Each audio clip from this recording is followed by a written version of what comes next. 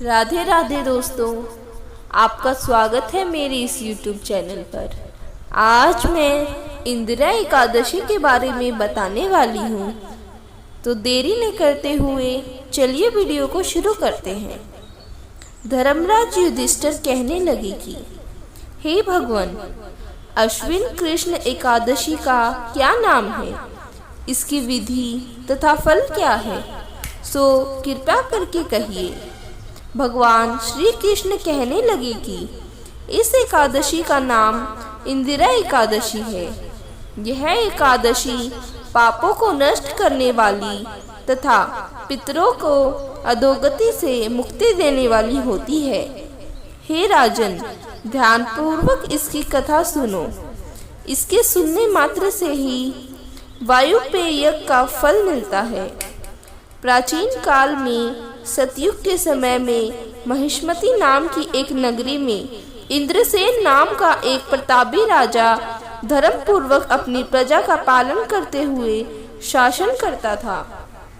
वह राजा प्राचीन काल में सतयुग के समय में महिष्मती नाम की एक नगरी में इंद्रसेन नाम का एक प्रतापी राजा धर्म पूर्वक अपनी प्रजा का पालन करते हुए शासन करता था। वह राजा पुत्र, पौत्र और धन आदि से संपन्न और विष्णु का परम भक्त था। एक दिन जब राजा सुखपूर्वक अपनी सभा में बैठा था, तो आकाश मार्ग से महर्षि नारद उतरकर सभा में आए। राजा उन्हें देखते ही हाथ जोड़कर खड़ा हो गया और विधि पूर्वक आसन व्यर्थ दिया। सुख से बैठकर मुनि ने राजा से पूछा कि हे राजन, आपके सातों अंग कुशल पूर्वक तो हैं। तुम्हारी बुद्धि धर्म में और तुम्हारा मन विष्णु भक्ति में तो रहता है। देवदर्शी नारद की ऐसी बातें सुनकर राजा ने कहा, हे महर्षि, आपकी कृपा से मेरे राज्य में सब कुशल है तथा मेरे यहाँ यज्ञ सुमृत हो रहे हैं। आप कृपा करके अपने आगमन का कारण कहिए। तब ऋषि कहने लगे, हे राजन, आप आश्चर्य देने वाले मेरे वचनों को सुनो। मैं एक समय ब्रह्मलोक से यमलोक को गया। वहाँ श्रद्धा पूर्वक यमराज से पूछित होकर मैंने धर्मशील और सत्यवान धर्मराज की प्रशंसा की। उसी यमराज की सभा में महान ज्ञानी और धर्मात्मा तुम्हारे पिता को एकादशी का व्रत भंग होने के कारण देखा। उन्होंने संदेशा दिया, सो मैं तुम्हें कहता हूँ। उन्होंने कहा है कि पूर्व जन्म में कोई विघ्न हो जाने के कारण मैं यमराज के निकट रहा हूँ।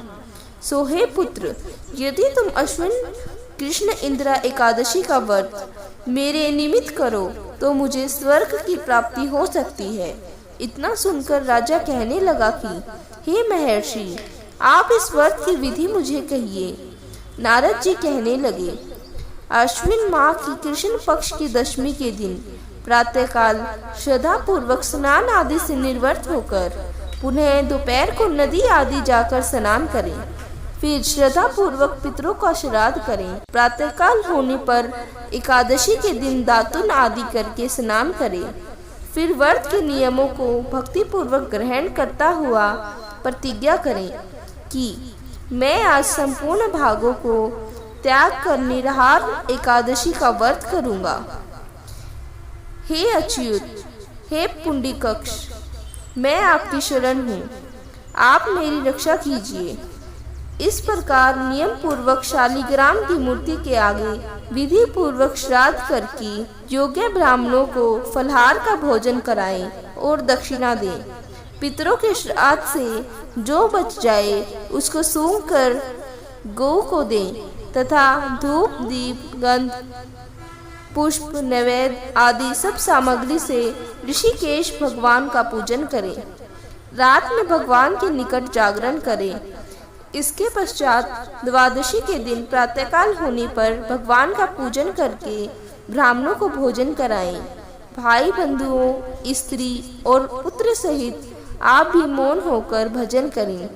नारद जी कहने लगे, हे राजन, इस विधि से यदि तुम आलस्य रहित होकर एक एकादशी का व्रत करोगे तो तुम्हारे पिता अवश्य ही स्वर्ग लोक को जाएंगे।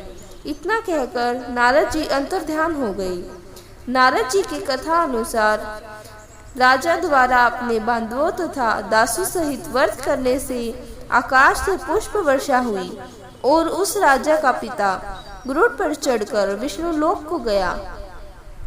राजा इंद्रसेन भी एकादशी के व्रत के प्रभाव से निष्कंटक राज्य करके अंत में अपने पुत्र को सिंहासन पर बिठाकर स्वर्ग लोक को गया।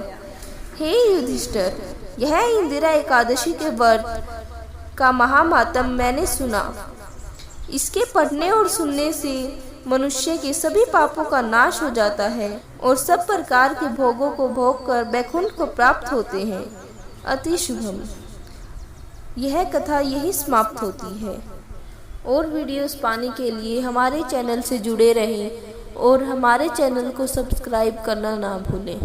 Thank you for watching.